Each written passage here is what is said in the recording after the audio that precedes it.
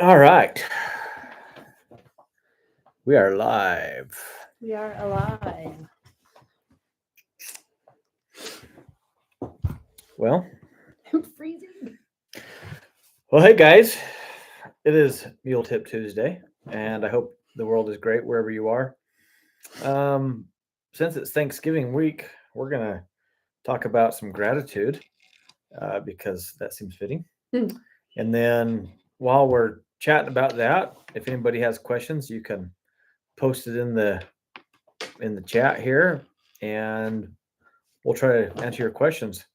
Want to get folks in the habit of asking questions on here for years, for almost 10 years. We've done this on Facebook, but we're trying to get over here on YouTube more and serve you guys that are on YouTube, and maybe get the Facebook folks to come over here. How do you see who's on here?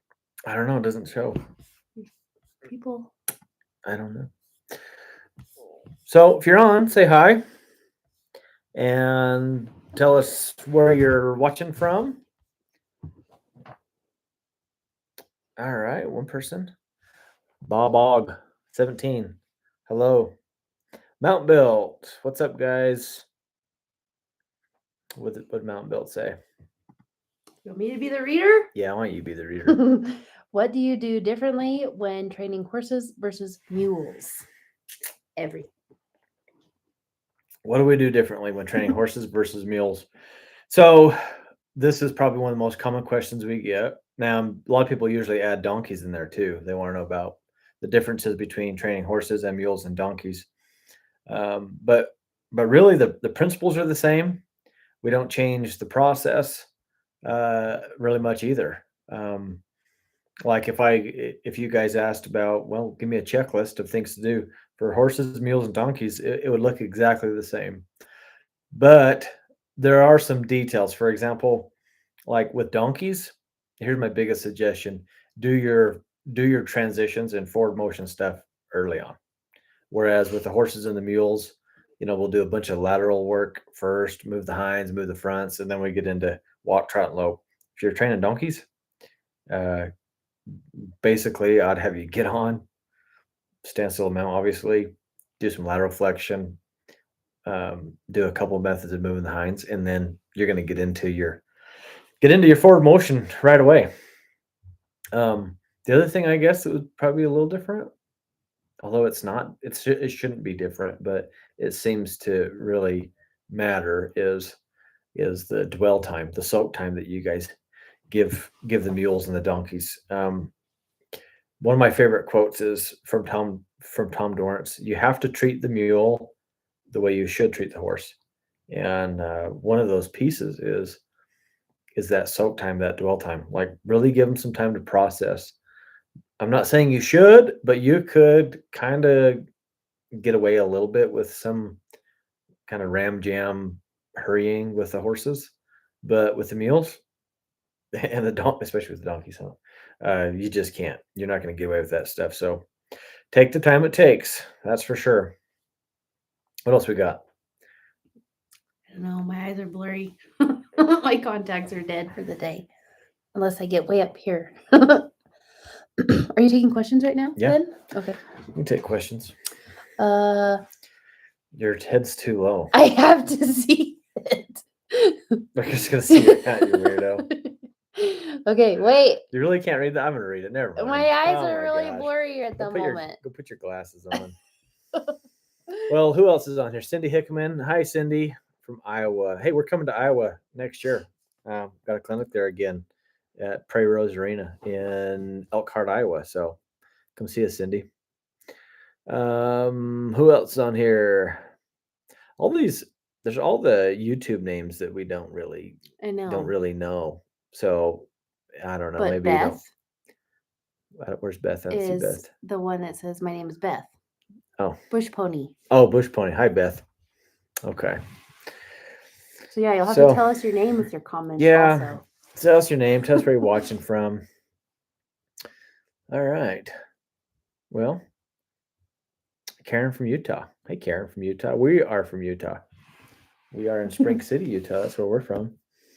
Blaine Medley. Hello. So Um, Bob, Bob's. Can you guess mine? Bob. Hey, Bob.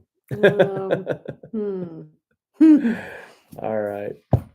Uh, PA farm girl. How do you soften the mule's face and mouth? Okay, Massage it. so every mule, horse, and donkey has pretty much the same density of facial, uh, and their mouth. So, but I think what you're asking about is building lightness in the feet because uh, we can't get we can't really get things done the way we want to get them done if we just focus on the face and the mouth. So this is why in our clinics we teach get to the feet. You got to get to the feet. So everything we do needs to connect to the feet. So if you want your mule to be soft or light, whatever word you want to use, then one of the best things you can do is to have timing with everything you ask it. So if you're trying to make let's just say a left circle, so you're trying to go forward and to the left. Well, you would time up with the leading foot, which would be the left front foot. And as that foot comes off the ground, that's when you would guide the rein, which would connect to that foot, would get you that nice light, soft circle to the left. So timing is a huge part of it. Also, being considerate of how you can make the right thing as easy as possible. How can you make the right thing easier? So there's the age old tradition, I guess not tradition, but saying of make the right thing easy, wrong thing difficult. And that's pretty important. So you'll get them light by doing that. What do you have to add to that? Um, Nothing because I was reading the other questions. Okay, what's another question then? Cindy Hickman said she's struggling with lots of herdbound issues. Hmm. So I was just reminiscing the cupcake days and all of her Yeah. herdbound buddy sour times. She says, Well, any new insight? Those. well, I just said the ultimate principle to fix up the herd bound thing, make the right thing easy, wrong thing difficult. But none of that really will matter if you don't have a good handle on the mule. Like you can do all the tips, of kind of work your mule near whoever they're herd bound and make it easy to go away from them. But none of that really matters if you don't have your mule centered. So you got to have some tools. You have to have some skills to be able to do that stuff. Uh, and it's important to know what kind of movements are uppers and what kind of movements and maneuvers are downers as you're working on this stuff. Uh, if you're just kind of running around a circle around the other mule, that's not going to. I mean, maybe if you do it long enough, it'll help, but it's not going to do it to the point that you need it to. Here's the big tip on it. Whatever you do, do not make the mule go away from the herd mate. That's the quickest way to just add to your herd bound stuff. But you want to share some of your insight from old cup of cake?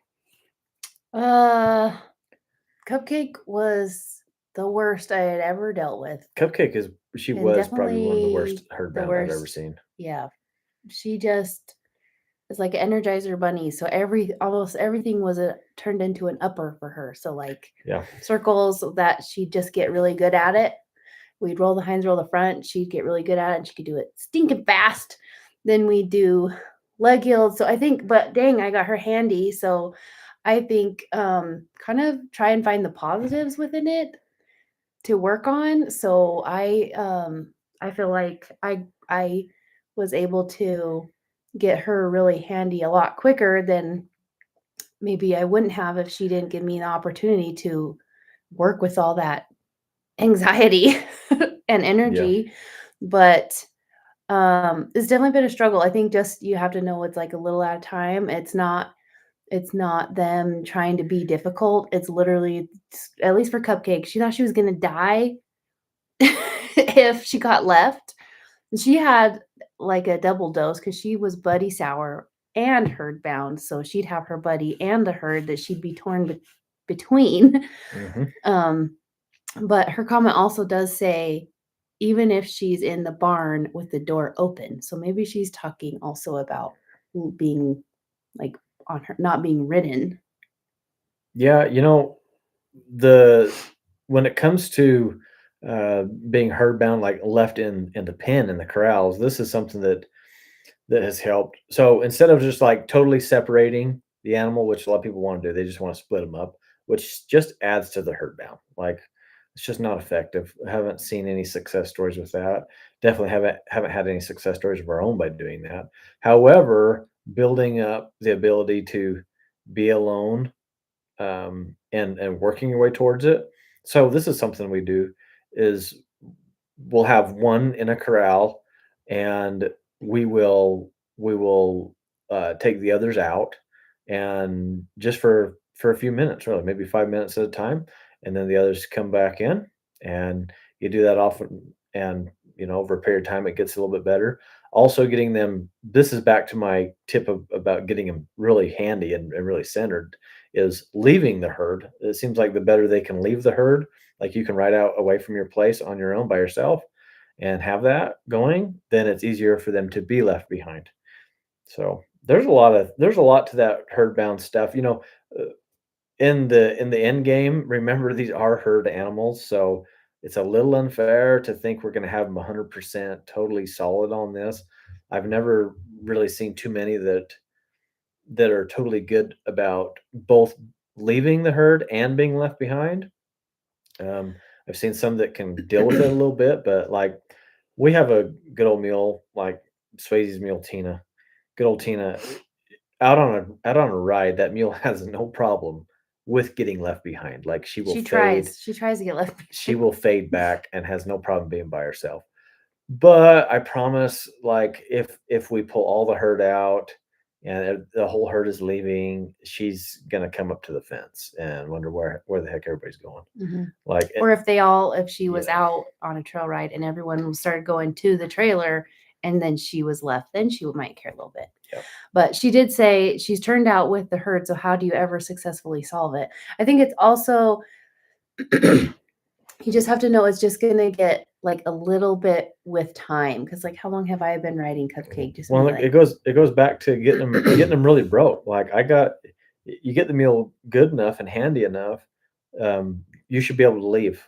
The centeredness will overrule the herd bound. So that's why we talk so much about get to the feet, to get to the mind, and all of it comes together. well, I think they have to learn in small increments how to what's the words that you use? Like cope, Yeah, like coping skills. being they have to have learn some coping skills on how to be uncomfortable for a They gotta minute. learn how to self-regulate. Yeah, and so being able to do it. So let's talk in like a trail riding sense. So if when I would have a hard time with Cupcake, and I mean she's like my kid's rider, she's great, but she was a handful if she thought she was being left. I would go away from the group, and it felt like I feel like people's natural like instinct is like, oh, I'm gonna make you go away and you're gonna deal with it. But that Yeah, just like further proves why they don't like it over there. They want to be with their buddies. And so I would just go right away and I'd find where her bubble of like, little panic, don't go that far. We'll get right on the edge of the too far and then we come back and we'll cross maybe if everyone's in a line and going down a trail or something, we'll cross over to the other side and we'll ride over here until that boundary and then we're going to come back and we'll see how long. I would see like, okay, how long can we stay at this bubble, of okay, this is okay, and how long is it okay, and then push that a little bit and then we come back to the herd. So then she's learning. It's kind of like I always relate everything to kids, but what happened? right. um Sorry. it's like sending your kids to like preschool. It's like, okay, you'll be all right, I'll be here to pick you up, don't you worry. And they eventually learn that okay, that you're still going to be there, but it's really scary going out and about at first, but then they learn over time, okay, my mom is going to be there to pick me up, I don't have to worry if I'm going to see her again. Then they go to real grade school and they're gone for longer and they can handle it and come back and Yep. you know Yep. Well, there's so many little things. It's not just like you know they're going to be herdbound or not. There's so many things that go into this. So that's a good question. And man, we could do a well. We have could we've done do we've done podcast episodes episodes on and this episodes and on episodes. herdbound. But remember, you guys are riding herd animals. And you are a herd bound person too. Every one of us is herd bound. That's my Like problem is I'm how herd often? bound, Yeah. so I'm always riding You know, Cupcake with his the mule. most independent animals I seen are ridden by the most independent people. So like when I think of really independent horses and mules, I think of my buddies that ranch and cowboy full time, where they really are out by themselves day after day after day after day. Yeah, and how many times have And I ridden out by myself? Like I could never. count on 2 fingers. So, and even me, I don't ride by myself very often. Always with folks and or with you and or the girls or with Yeah. students. So, but you can stretch the rubber band a little at a time. Let's get on to another question. We got a few on here. What else? You gotta get closer to read it. Yeah. Come on. Okay. Tips on helping one that's slow while leading, build softness and willingness to move at a faster pace rather than bracing or moving at a snail's pace. Yeah. Well, we go back to when it comes to those Leading. leading tips, if they lead real slow and hang on you, number one is go back to the very beginning groundwork pieces. Like, so before we ever even have our babies, we don't raise babies, but we buy them as weanlings. And so they don't know how to lead. So the first thing that we do is go through our groundwork checklist. The first step is called clearing the front, and you guys can find this. There's some videos here on YouTube, or there's some videos on our online video library. But that very first step, clearing the front, that's where you actually teach the mule or your horse or your donkey to follow that slack rein. That's where they learn. You give them a chance to follow that slack in the rein, and there's a little bit of a little bit bow in that rein, and doing that step, that gets them hooked on that slack in the rein, and they learn to really like it. They learn to follow that. They learn that it means something. So I would suggest doing a lot of that. The other thing is uh, when you're working on this leading, and maybe you're in the midst of leading, and they kind of get stuck or hung up. Try not to just get into a tug of war with them. The more you pull, and I'm not saying never to pull, there are times where you can definitely put some pressure on it and they'll figure it out, they'll walk forward. But if this is happening all the time, right there, right then, you can fall back on your groundwork pieces and clear the front. One of my favorite things, this is my favorite process, I guess I would say, for getting one to lead lightly. And you're going to have to look up these videos because this, what I'm about to say, is really hard to describe on here without actually showing it to you. So you're gonna have to look this up on the video library. But basically, I'll be walking along, and if they get going slow, like you're saying, do you have a name? Who asked that? Some YouTube name. David, David. possibly. So David, if you're leading along there and your mule gets stuck and wants to drag, instead of pulling on that lead rope, instantly turn to it and start doing moving half circles. So it's that is a groundwork tool. That's a combination tool that we teach. But I would start doing moving half circles towards your destination, and then at some point just roll them around behind you and just start walking. Continue walking towards your destination. And when you walk, there should be slack in the rein. The second that rein gets tight, turn to them and do moving half circles. Moving half circles is an upper. So that, and it's not extremely hard, but that will be more difficult. It's a That's little more more work. technical. Yeah, that's a lot more work. All those lateral moves, hinds and fronts, and those half circles, that's a lot more work than just following you. So that will make following you and just leading with you, that's going to make it really, really And they easy. have to have a little pep in their step to like keep up with you Yeah. as you're going. So that's my favorite tool. You can use that for so many things. But you got to build it. You got to know the groundwork. You got to be able to move the hinds, move the front, and obviously make a half circle and walk forward at the same time. But that's the best way to get one light leading that I've ever found. But we use that. Me and Ellie use that on Cupcake Lock. She gets a little like sleepy. Yeah, so, like wake up, let's they're go. a little lazy. That'll wake them right up. Tune back in. Yep. What else? We got more questions? I don't know if we haven't answered your question, type or like put it in again because it kind of like leaves. And I don't know. It's not like scrolling. Oh. You can scroll up. I forget because of my other one is a touch thing, so I'm trying to scroll on the screen. Yeah. Any more questions on there? Who else? Oh, your cousin's on here. Hi, Tammy. Hi, Tammy. Appreciate you guys all jumping on. If you got more questions, feel free to post them in the chat box there, and we'll try to get to them if we can. I do want to talk about some things I'm grateful for. Let's talk about that for a minute. Okay. So I guess one of the things I wanted to share that I'm grateful for, and Sky could share. She might have Oh, the I thought same you said one. a sky. It is you. It is. I am very grateful for my Yeah. wife. I love Sky, and you You know, don't. You can move on. It's fine. I know. No, I'm caught now. I better just stick to it. No, I'm grateful for my wife. She supports everything we do. It's really awesome to have a spouse that likes to ride, and I know there's a lot of people that don't have that. So I'm grateful that we get to ride and that our kids like to ride. It's pretty Good. cool. But what I was gonna say is I'm grateful for my dad. Um,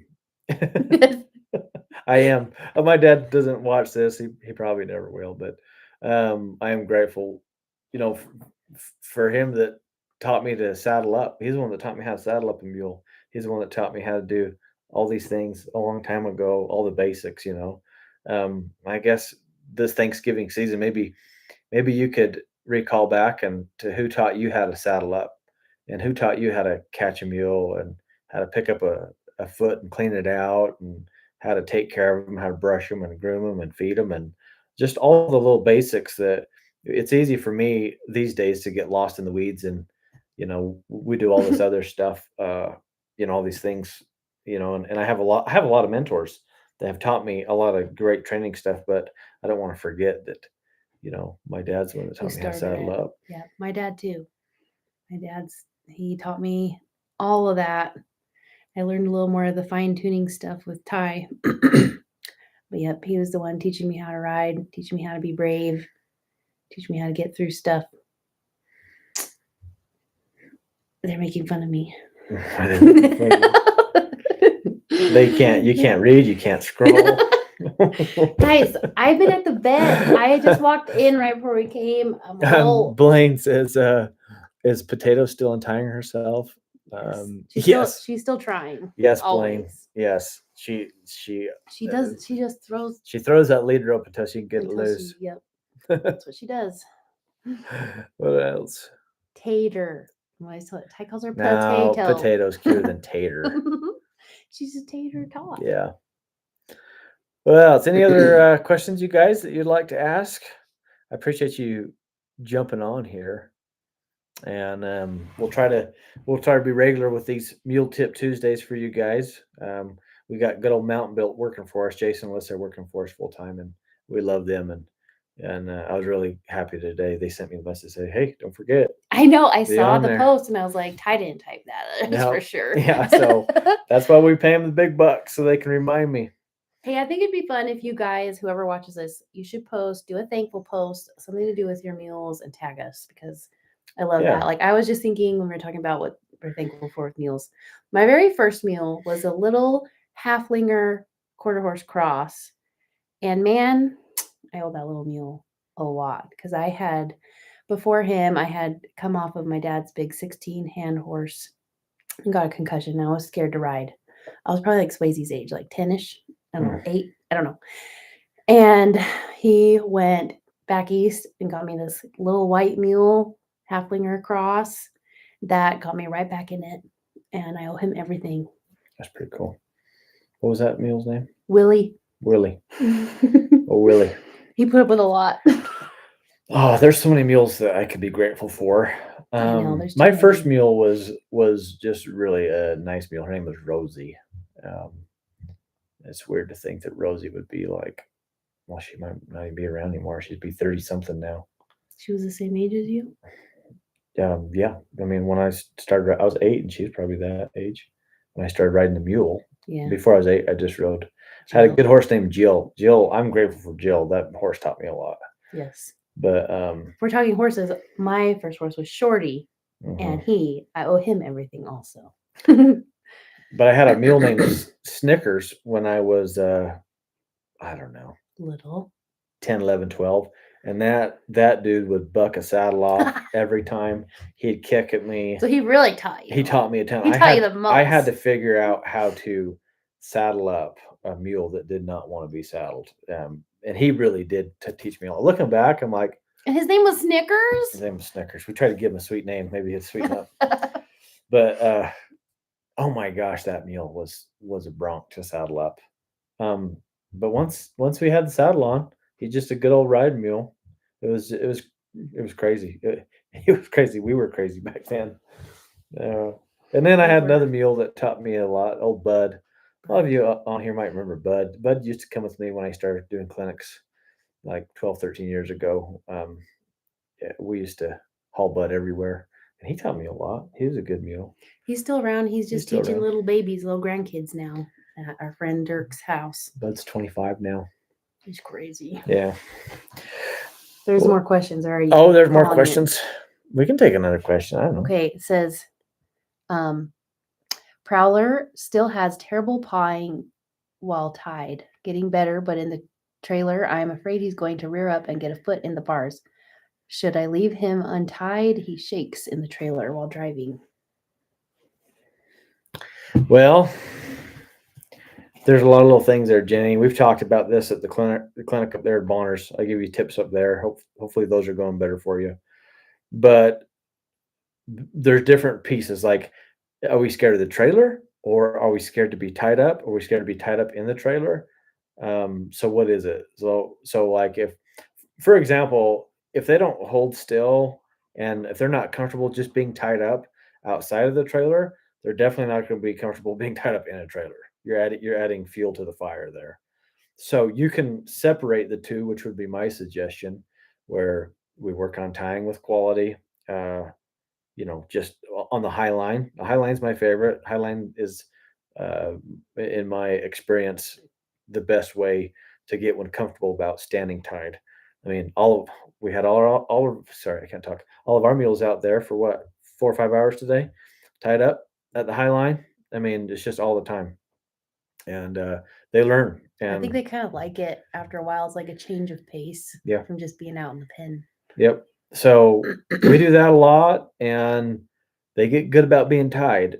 And then we work to make sure the trailer's a good place to be. And, you know, and that's a little bit of a process. First, they got to be pretty comfortable at loading in the trailer willingly. Um, and then they got to be comfortable standing in the trailer. We talked already a little bit about that whole process of self-regulating. If they don't know how to deal with stress, then the big stressor of a trailer and being tied up in a trailer is going to be really challenging. So you don't have to tie up or be in the trailer to work on stress. You can do that with quality riding. That's not just walking down the trail, but it would be like, okay, work on your turnaround, but do it a little faster. And that little bit of stress that gets dumped on there of doing a turnaround faster, and then you stop, you pause, you let them come down, self-regulate, or maybe transition changes. That does a lot of stress, uh, ups and downs. You could do things like that. So there's all these little different pieces, Jenny, to work at, and all those things combined, and then you'll be good to go in the trailer. Also, and this is something that I know that most of you probably watching won't get a chance to do, but this is normal. Just know that it is normal for a new mule to, new to a trailer, to paw and be stressed in a trailer. Like, they all will do it a little bit, but you can mitigate it. Like ours, we start hauling our babies when they're really young, um, and they're next to the other mules, the old veteran mules that they're very confident, and so they can get a little confidence off of that. Whereas I would hate to put a baby in there if everybody was nervous. That would be a really Yeah. bad idea. So we put them in there with the good ones, and then we also just trailer a lot and a long ways. Like, they're in there a long enough time to sort things out. Um, everywhere is a drive in the trailer around here. Hmm. It's always a long drive, and so doing that often and a lot, and you get to the truck stop and you go in while you fuel up or whatever, and they get that little chance to rest, and then you drive a little bit more and they get a little chance to rest. Like, all that is really good for them. And out where we're from, you also got to consider guys that ride for a living out here, and what a day in the life of a working cowboy is. I mean, they might saddle up seriously at 4 in the morning and go out to check some cows, and they had intentions of riding, but they don't get a chance to do this because they got to fix a water trough or something, and now that horse might be in there till 9 or 10 in the morning. It's already stood in there 5 or 6 hours, before they actually even get out and ride. And then they get out and ride, and they ride for a good day, and then they got another long drive back. So it's not uncommon for horse to be trailered or mule to be trailered for the bulk of a day, and talk about one that learns how to just stand and be quiet and relax and not be stressed about it. So Our mules have come to appreciate just when the trailer stops so they can Yeah. just stand there. yeah, Because we And- drive for so long before they get a break. I mean, you think about being in the trailer and just standing and bracing in there. That's a workout in itself, yeah, so I think you need to consider that. yep. So there's all those little different dynamics to it, but work on whenever this is for any problem any of you are having. Whenever there's a problem, it's not as bad as it might seem when you break it up into little pieces of what it needs. So just like I said with the trailer deal there, let's work on tying just outside the trailer. That needs to be good.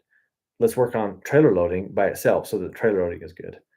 And then let's work on dealing with that stress and the coping skills separate of all those things so they get some skills.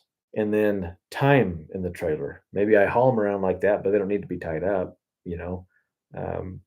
All those things add up and to where it can be a better experience. Right? Okay. All right. Anything else in here? I'm getting lost in these comments a little bit. They're kind of. Let's see here.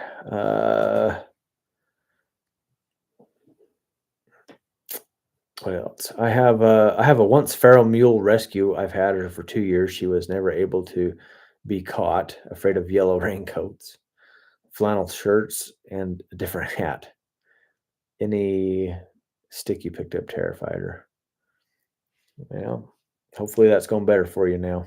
But Bob's comment says horse training techniques seem a lot like dog training. We actually have on our podcast, we had a dog trainer come on and they talked about the similarities and some of the differences. And that was super interesting. It was one of my favorites. yeah, if you guys like podcasts, go to look up my name, Ty Evans, or Everyday Mulemanship, and you'll pull it up. But that was with Autumn Bowen. Is it on Bowen. here on YouTube also or no? I think Autumn's is on YouTube. Maybe Autumn's is probably on here. Is it better to trailer with or without dividers? We do both. We do both.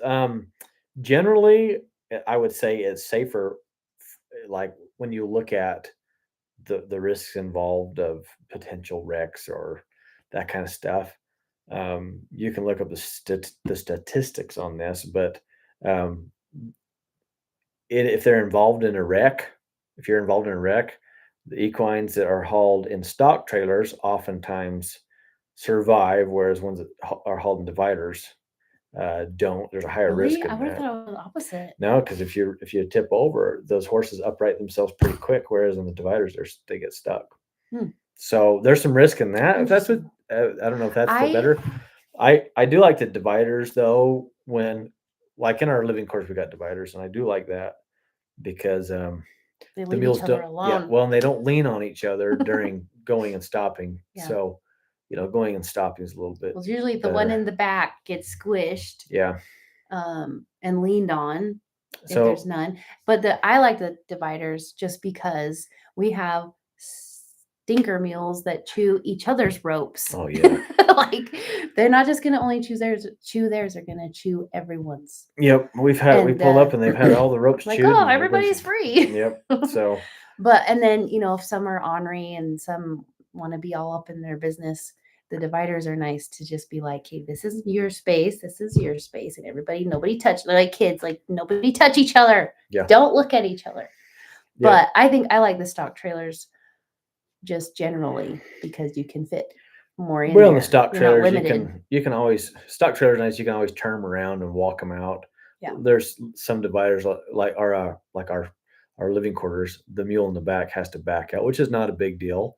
And I like to back them out if they have a ramp. But I'd just assume they learn how to turn around and walk out of it straight. That's what I like. She said she has a